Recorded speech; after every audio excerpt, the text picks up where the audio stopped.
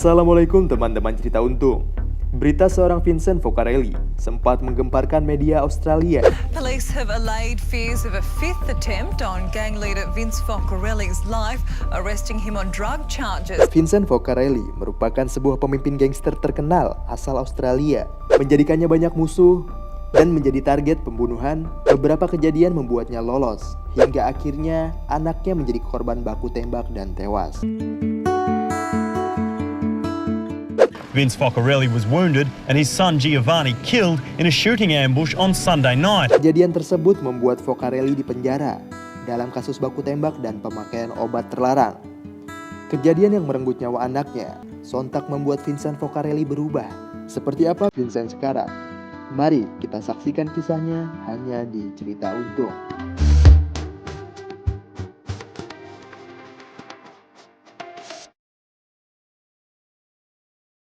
Assalamualaikum warahmatullahi wabarakatuh. Semua teman-teman cerita untung. Masya Allah, alhamdulillah nih hari ini saya sedang ada di Kuala Lumpur, tepatnya di studionya Karangcraft. Ini masya Allah luar biasa facility yang di sini, dan alhamdulillah banget kadarullah ya, semua hal terjadi secara tiba-tiba dan spontan. Masya Allah, hari ini kita juga ketemu dengan seseorang yang sempat viral di sosial media di Indonesia beberapa tahun yang lalu. Masya Allah, hari ini saya ke tempat ini dan ternyata ketemu dengan yang viral di Indonesia sebagai Vin Diesel Muslim from Italy. Wah, Masya Allah. Assalamualaikum, Vin. Waalaikumsalam warahmatullahi wabarakatuh. Jazakallah khair for inviting me. I don't know about the Vin Diesel. He has more money than me. Masya Allah, Masya Allah. Much bigger. Yeah, I thought you were just doing the mu'alaf and learn nothing about Islam, but I just saw you at on the aula that you shared so many, mashallah, inspiring story of everything. But at first, me in Indonesia know only short thing about you. How is your life? Police have allayed fears of a fifth attempt on gang leader Vince Focarelli's life, arresting him on drug charges. Chaotic, dark, fast, sinful, on the highest level of sins. Dangerous. I've been shot 5 different times from point blank range. Point blank range? Yeah, I have a bullet that was lodged here in my brain. A bullet hit my arm in here. At the back of my neck, it almost severed my nerve where I'll be paralyzed for the rest of my life. I don't know if I can show the viewers my leg, but You want one in your leg? yeah, I have one in my leg. One hit the 2 ribs, came out. It could have gone into my heart. Brother, when I say point blank range, I mean, you know, from this distance. Yes. Now, Allah obviously, people say I have 9 lives. Last time I checked, I don't go meow, not a cat, right? So I think that Allah SWT had other plans for me. Yeah. But going back in that life, wherever I thought there was happiness, wherever I made the money, all the rest of it, as much as there was a level of minor contentment, because that was my life, that's what I wanted to do. I wanted to make money, I wanted to buy buildings, I wanted to have the biggest gang, you know, all that sort of stuff. There was always something empty. I had money, I had cars, I had bikes, Harleys, there was nothing I needed. I would walk into a nightclub, I wouldn't wait in line. There was respect there for, and I want to sound humble because there's nothing to brag about that life. But if we're going to talk haq, I want to be truthful, you know. So, you know, there was respect for me, not making me wait in the line of the nightclubs. So I had everything glamour, like the movies, you know. It was in Australia? In Australia, South Australia, Adelaide, yes.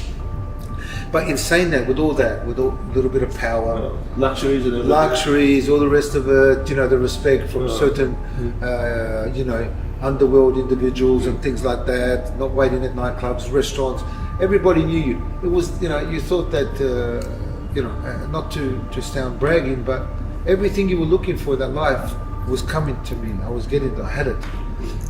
But there was always, I mean, I should have been happy. You know, I made over $1 million, 1.23, 1.4 million dollars at that time. I had cars, fast cars, the latest car. Did you? Bike. Yeah, the latest cars I bought and stuff like that.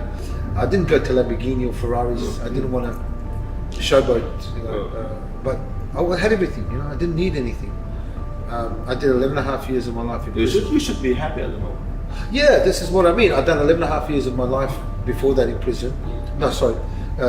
not before that. I did a big whack before that. Then after that, I did some years. But in between that, I had everything. I didn't need much, but there was always some emptiness. So alhamdulillah that Allah chose me for Islam. And so back then, as much as I know I had everything, I might have not been the most richest guy in the world. I might have not been Donald Trump or the biggest gangster boss that had everything.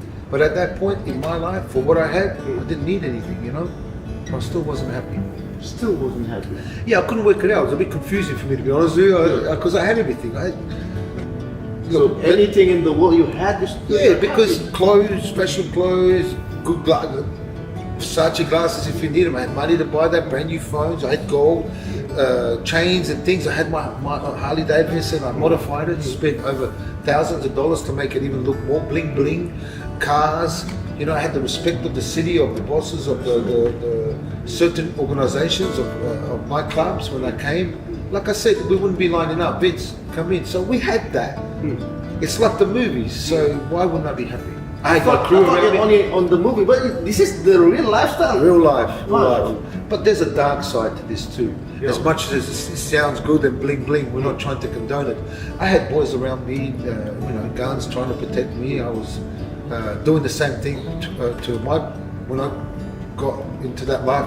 It was my boss. He was Lebanese. It was my boss. I saw him as my boss, but he was also the best man at my wedding. We had a great relationship. So I always carried a gun to protect him.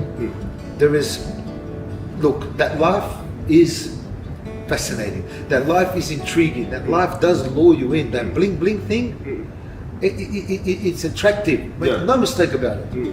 And this is the problem we have with that. And then the money. Yeah. I want to be very honest. I was never big on the money. I didn't care. To be honest, I wasn't really.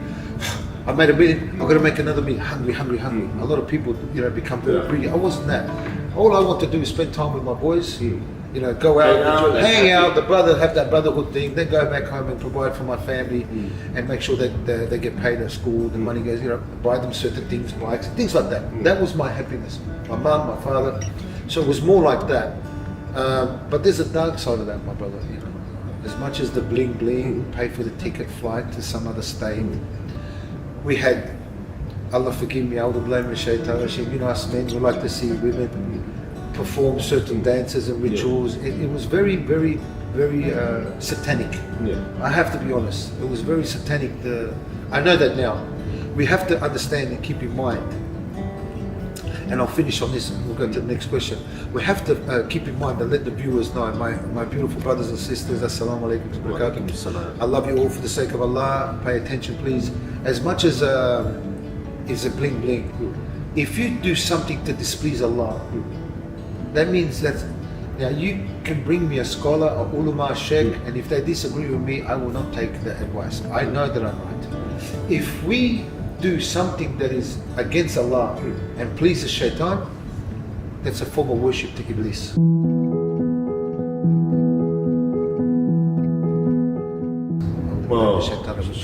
That's a form of worship Iblis. It's true, brother. If we say Bismillah, it's a form of worship, right? Yeah. Subhanallah, alhamdulillah, Allahu Akbar, La ilaha illallah, Muhammad Rasulullah sallallahu to give blessings on Friday. And Allah runs barakah on us, there are certain du'as we do. If we eat our food, are we allowed to eat it without saying Bismillah? No, so we have to say Bismillah. Everything that we do ritual that pleases Allah is a form of worship Allah. When you take that away and you start selling drugs, it's haram. That's a worship to do. Oh. When those drugs, what people don't understand, when you sell drugs, it's satanic. Yeah. Let me tell you why. When you're dealing with Satan, he wants destruction on earth, he wants the destruction of family, and one thing he wants, he doesn't want the Muslim community around the world, our brothers and sisters, to be united, strong, family orientated, and strong with the brotherhood. Because he was kicked out of heaven. Iblis. He was kicked out of heaven because he was jealous against Adam. When Allah says, I've created Adam from clay and all the rest of it, he said, now bow down to my creation. Allah subhanahu wa ta'ala didn't say bow down to worship it. Yeah. He said bow down to appreciate it. But let's not even explain why. Allah gave you a command. Bow down. All the angels bow down except Iblis. of arrogance and hate towards the human being. So what did Iblis say?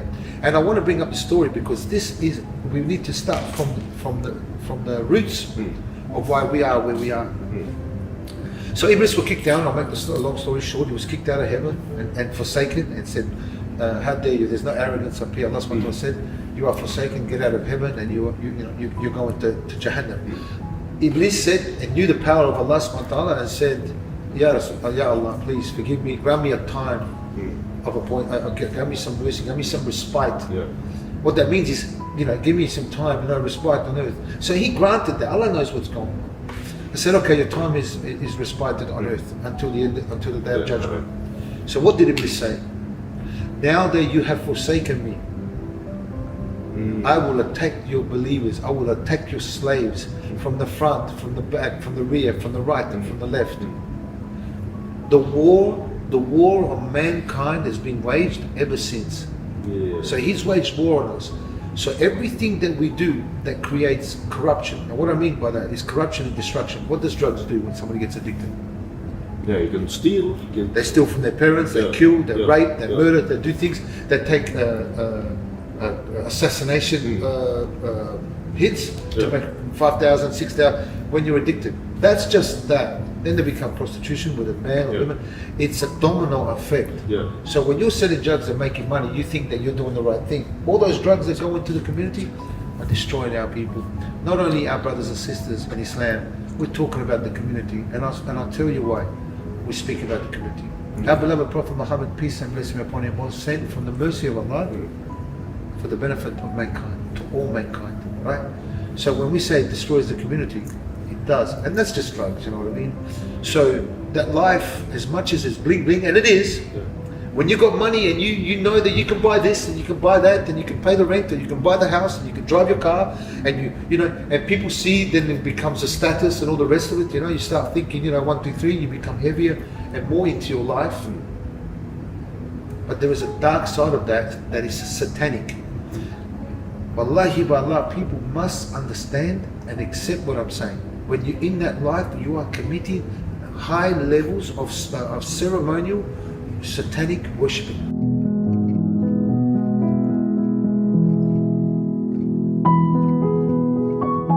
Because Iblis gave you all that. Allah didn't give you that. This is haram and this is halal. So as much as it was fun and games and it was enjoyable, bling bling, look at me, Vince, gangster, the head of the bikie, the president, the head of the organization of other street gangs, Anu Mafia, whatever it is. And with the Italians, we are connected to respect. So when somebody shows you that, when somebody respects you, that means you've made it. Especially so respect is a big deal. Big deal. When the heads, the bosses of nightclubs, the bosses of strip joints and things like that, because that's where we are. Underground casinos, underground, gambling. When all these open the doors to you and show, hey Vince, how are you? Come in. Then you feel like you've made it because these people don't care about anyone. Yeah. So as much as first already being passport or in one place. I think from 12 years old, 13, 14 years old, I played. I think I got my ticks, I got my stripes, to say my stripes. So when I became 21, I became bigger. When I came out of jail, it became bigger because people trusted me because I got my stripes. Every time I got in trouble, I never. So it's also. Of course. But your level is higher after you. Come on, no, this is a code of silence. You talk to the police. There's no way anyone will fire you. It happens really like a movie. Brother, wallahi, exactly the same. And I'm not putting tickets on myself. I lived that life, and my enemies will tell you. Even if they want to kill me, my enemies will tell you. I lived that life the way it should have been lived. I didn't put one foot here and one foot there. There was 2 feet in that life, and it came with code of silence.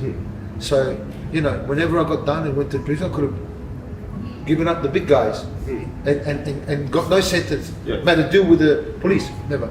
So when the other people started seeing that, the big guys, that's the respect because that's what is required in it. Yeah, it's required in it. I saw things that will put people away for a very, very long time. So when I went to prison, I could have used that to my advantage. Look, this guy, that guy, but I didn't because I lived that life. I was prepared to die, go to jail for a very long time. Well, some people they could die just because of code of silence, right? This is the number one rule. You get caught. Don't Even talk. even your life is in danger, you still do the code. I didn't talk yet. I was shocked. Loyalty, that's that level. What? Yeah, mainly for myself as well, because I'm not that person. Well, in underworld, I never ever gave up anyone or spoke on anyone or all that sort of stuff. So in that lifestyle, even when I was Muslim, that we are encouraged to do the right thing. I still couldn't do that, and I kept my of course I did. This is important, and that life requires it. If you get killed for that. You get killed for that. You get stabbed in jail if you give up. They put you on the dog, the rat. You have to go to protection. You have to go to witness protection and all the rest of it, and all that stuff. Even when my life was in danger, they offered me witness protection, and I looked at the police. I said, "Don't you go?" I was about to say something nasty to him, but he goes, "Vince, we know you're not going to say yes, but we have to do it as protocol." I stayed in my own hometown. I never allowed anyone to dictate or push me out of my home. So I stayed there, whether the danger was not. I feared Allah. I knew Allah was with me. I knew at some point that if somebody came and shot me at the back of the head, it wasn't for his talent. Allah wrote that for me. I was at peace with that. So when I became Muslim, I changed my life around. But I'm wondering, who's the one who introduced you to Islam?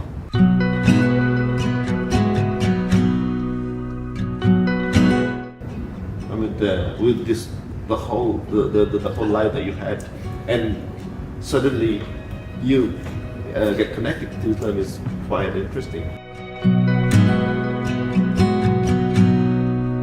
It's a funny story. It's actually really funny. I never knew. I'm 30-something years old. I've never heard about Muslims. You never heard that? No, In Australia? Never. I never knew about Muslims. I knew the Arabs were Christians because I hung around all Lebanese were Christians. I never knew about Muslims. Nobody spoke to me, my father or anything like that. I'm a little bit embarrassed, to be honest with you. I felt like I lived in a cave, but I was always on the streets. So I was always with Arabs, but I never knew they were Muslims. So what happened one day, I was with an organisation called the Hells Angels. Oh, the more. Yeah. And things didn't go well there, so we defected. And we got into a little war, as I can eloquently put it. Obviously, this war went for a few years. But when I defected from there, I made my own gang. I recruited my own people and stuff like that. And there was a lot of recruits of Arabs. We were gangbanging, doing certain things, taking illicit things, drinking and things like that, going out nightclub. And I'm with this group, and we, shootouts.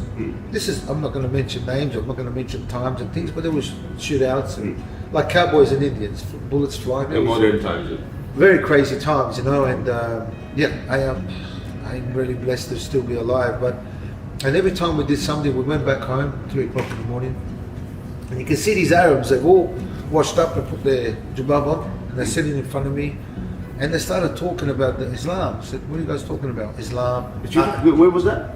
Where was that? In a home. At home? Yeah, we went back to one of the brothers' homes. I was their leader, they respected me as their respected leader.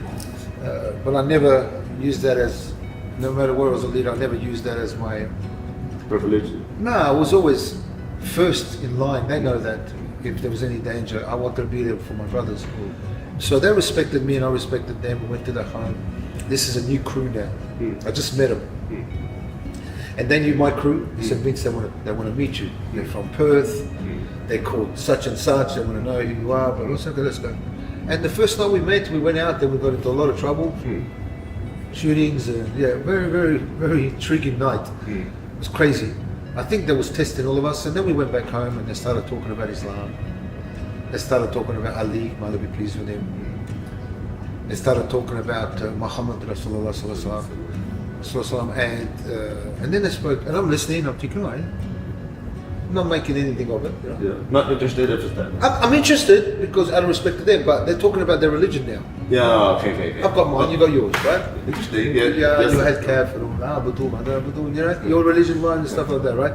So that was the Quran for them, and I didn't know that surah until later. It was an amazing surah. But so they're talking, and then I'm listening. Okay, yeah, this and that, beautiful. Your religion sounds nice. I had no interest in it. Well, I have to change Islam. But look where Allah granted me that. So they're talking, I'm listening, and I'm enjoying what they're saying about the Prophet Muhammad, peace and blessings upon him. Make a long story short, my brother, they were talking, and then all of a sudden they started speaking about, I was like this, and started speaking about Jesus Christ, peace and blessings upon him.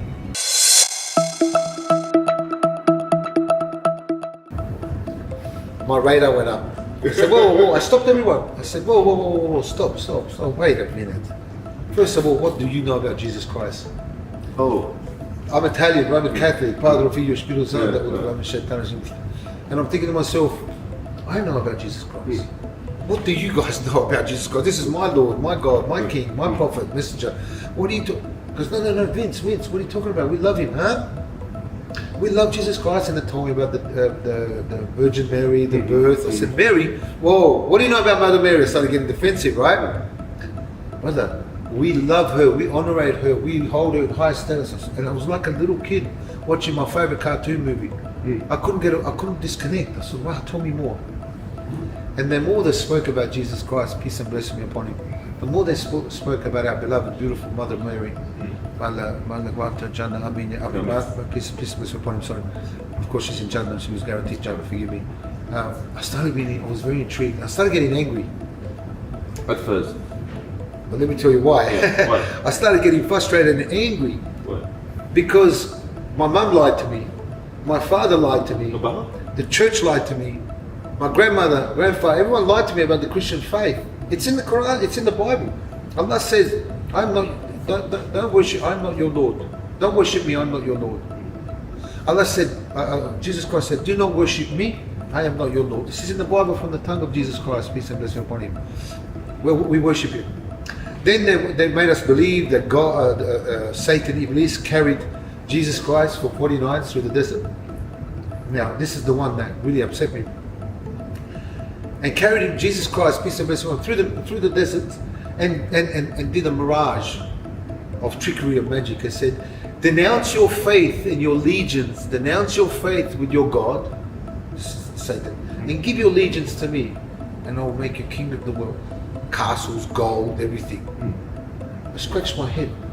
How do you carry God in your arms? How do you bribe God when he's got the universe in his hand? So things now started to become contradicting and logic to me. There is a famous prayer that the Christians, this is the most famous prayer. Apart from the Hail Mary, this is the most famous prayer. And think about this. Let me know what you think. This is a Christian prayer. Our Father, who art in heaven, holy be thy name.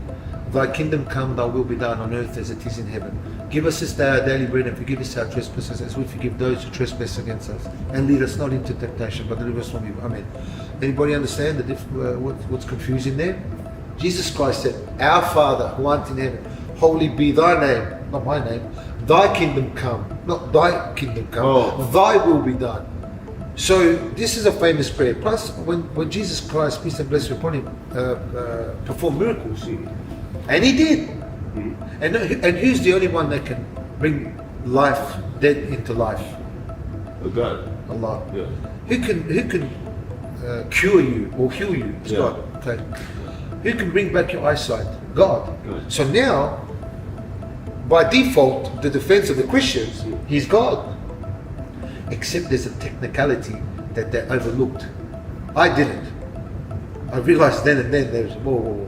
Jesus Christ said, in the name of my Father, and with his will, I heal you from leprosy. In the name of my Father, with your will, and with his will, I bring you back to life. In the name of my Father, and with his will, I bring your eyesight back. I cure leprosy. So, Bismillah, with the name of him. MashaAllah, you see what I'm saying to you? Now things started making sense for me. I said, wow, I started getting angry. I wanted to throw chairs. I couldn't because it wasn't my house. So I stayed calm. But I really was upset. And I thought to myself, why would they fight to us? I mean, in all logic. But when you're a Christian in the Catholic Church, and I mean this, it's not about faith. As much as they have that strong belief in Mary, man, but it's not really about faith. And the Christians if they get offended, forgive me for the sake of Allah. I'm not here to disrespect anyone. I'm here to talk the haqq. As Allah on the day of judgment will question me. And that's what I'm concerned about. But think about this. The Christians, and my mum said it, because she converted to Islam, it's all about tradition and culture for them. It's all about the system. They have to follow the system, right?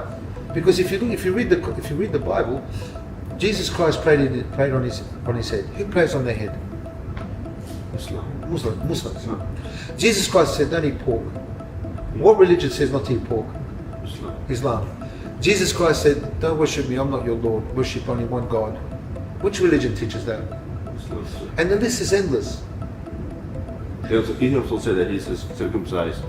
All those things. But Jesus Christ relayed the same message as Adam, Noah, Abraham, Ishmael, Isaac, Jacob, Moses, The same message. and many other prophets, and Moses and Muhammad Rasulullah Sallallahu Alaihi Wasallam. So all the prophets were the same message, right? Including Jesus Christ.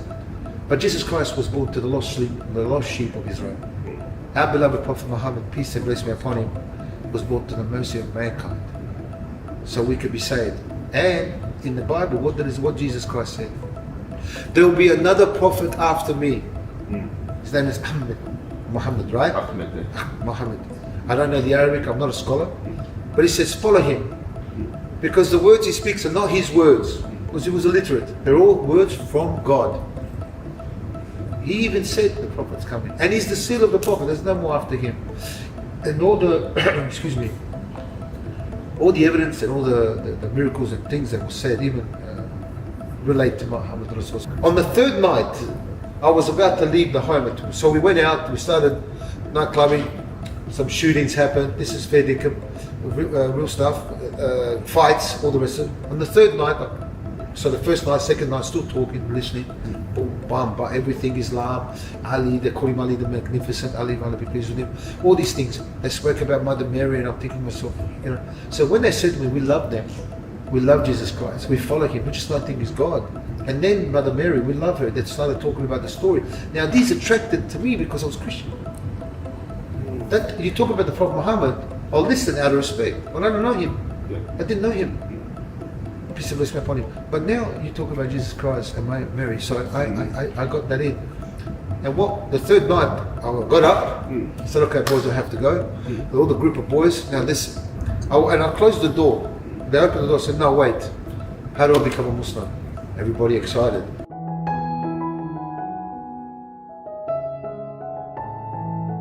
I really was convinced. There was nothing that would have taken my conviction of being that there is only one God, and Jesus Christ was the prophet, messenger, Messiah of God, Christ. No problem at all. I was convinced, and I believed in Muhammad Rasulullah because Jesus Christ, peace and blessing upon him, prophesied, right? So everything made sense. Allah granted me hidayah at that point. Whether I was intoxicated or not intoxicated, Allah granted me hidayah. I felt it. I closed the door, and I said, how do I become a Muslim? Okay, means say this. This is the Shia. Ashhadu an la ilaha illallah wa ashhadu anna Muhammad Rasulullah. Perfect. I've never spoken Arabic, but it came flowing. Allah allowed it to stream beautifully from my mouth. Then the Shia said, which I know now as a Shia, I said, and something Ali, right? And I went, say it again. He goes, something Ali, and I went. Now I started getting embarrassed because what he was saying was shorter than the Shahada.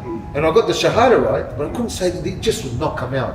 I don't know if Allah subhanahu wa ta'ala put the angels wing on me not to talk. And on the second time I said, say it again. Now I'm embarrassed now because in front of the men and I can't memorize a few words. And I asked him, say it one more time. So the Sunni goes, bro, to the Shia, he goes, what are you doing, bro? He said Shahada, what's wrong with you? That's Shahada. And the Shia goes, no, he hasn't finished it. And I'm looking at both of them, two Muslims, not knowing they're Shia and Sunni, thinking, what are you guys fighting for? Because brother, you said Shahada, Allahu Akbar Takbir, you've done it. The Shia goes to me, come back tomorrow, we'll finish it off. I said to myself, but now, I laugh now, I think to myself, and if something happens, I have a car accident, where's my Shahada, right? Now is the time. So now I realize Allah didn't want me to say something Ali. MashaAllah. So that's my Shahada and how I came into the deen. From being shootings and this and that and fights and going to 3 nights listening to them for 2-3 hours about Islam and Rasulullah, Jesus Christ, the stories. and Allah granted me shahada. You know. MashaAllah, MashaAllah. Yeah. This story is so precious. I really want to have a longer story with you. I think it is, the qadr Allah, probably you should come to Indonesia Indonesia? and have the full complete story. Is Indonesia inviting me? Are you inviting me? I'm inviting you. I accept. MashaAllah, MashaAllah. I accept. Inshallah. Masya Allah, luar biasa teman-teman semua ceritanya ini pasti teman-teman banyak penasaran kan setelah after the syahada, terus kenapa tuh kemudian tinggal di Kuala Lumpur, kemudian sekarang bagaimana kegiatan, all the activities that he's doing right now is for Islam. Masya Allah, it is for the next episodes. Tapi ini luar biasa sekali teman-teman semuanya, bahwa ini sependek ini ceritanya aja kayaknya kita tuh kayak penasaran gitu, bahwa orang seperti beliau nih udah punya luxury, ternyata diberikan Allah hidayah yang sangat luar biasa. Dan teman-teman semuanya, beliau juga support kegiatan ini, World Quran Hour tentunya juga, yang akan diadakan tanggal 22 Ramadan atau 13 April, sekitar ya bulan depan lah insya Allah. Jadi teman-teman semua hadiri juga, dan acara ini alhamdulillah kita disupport oleh Craft dan juga Quran Cordoba Indonesia.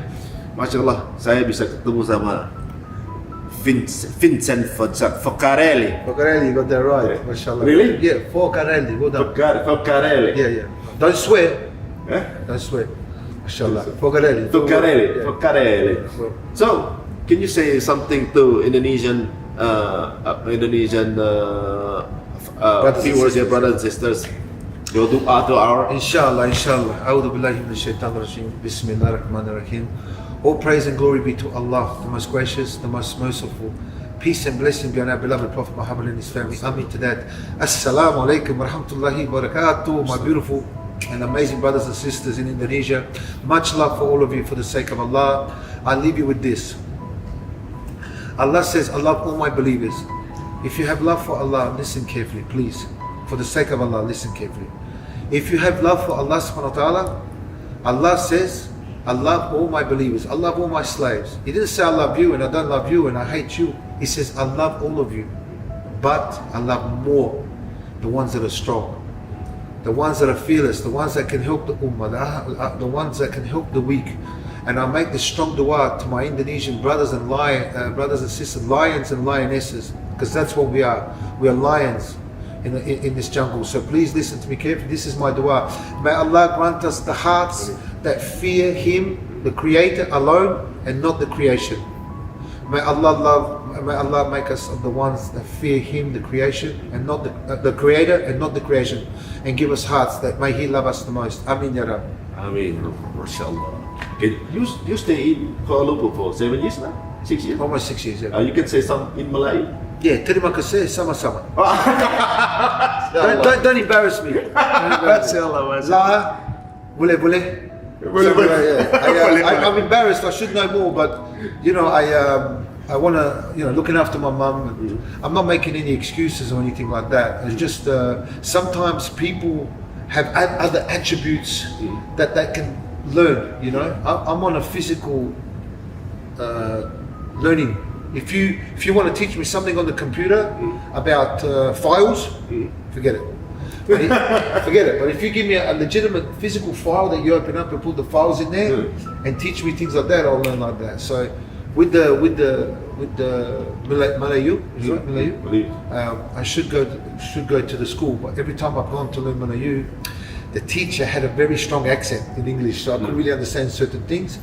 Forgive me for being lazy. Make dua for me. I'll see what I can do this year to learn. And Indonesian, right? Indonesia. We have almost the same language. Inshallah. Yeah, well, actually the same Aqidah. You and I, Indonesia, Malaysia, it was like no boundaries. It was like brother and sister and everywhere. I don't feel like I'm a stranger here, because we just met people from Malaysia, and then we like brothers and sisters. And You're very connected. first time I met you right now, mashallah, you can share with me. That's one beautiful thing I want to say. First of all, going back to the Malaysian, learning Malay, I just want to put something out. So, you guys speak English here, so you made it very hard to go learn Malay when you speak in English. So I thought it's cool. I don't have to learn. Everyone understands each other. But having said that, I want to say this because I don't know if I ever get a chance to say thank you to the Malaysian government, to the Malaysian community especially, and Indonesian. But the Indonesian culture, and this is my analysis, and the Malaysian culture put the religion aside for a second. Is unbelievably majestic and beautiful, kind and respectful and gentle, and really, really love their parents. This, not everyone is like that, but generally they bow and kiss your hand. The respect is so beautiful.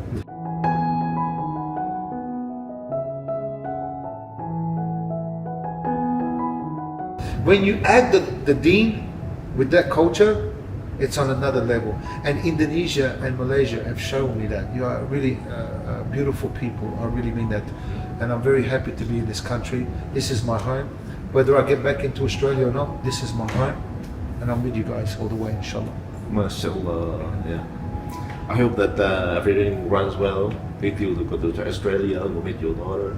Inshallah. Make dua, please, that my daughter and I unite together. Yeah. Inshallah. And you owe me the story about your son Giovanni as well.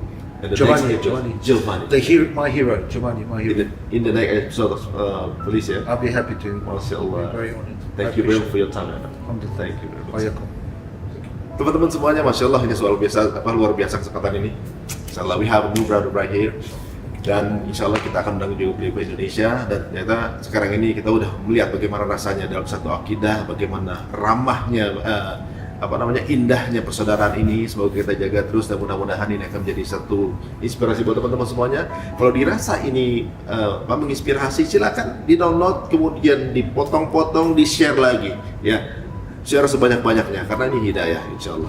Sampai ketemu lagi di episode berikutnya. Assalamualaikum warahmatullahi wabarakatuh.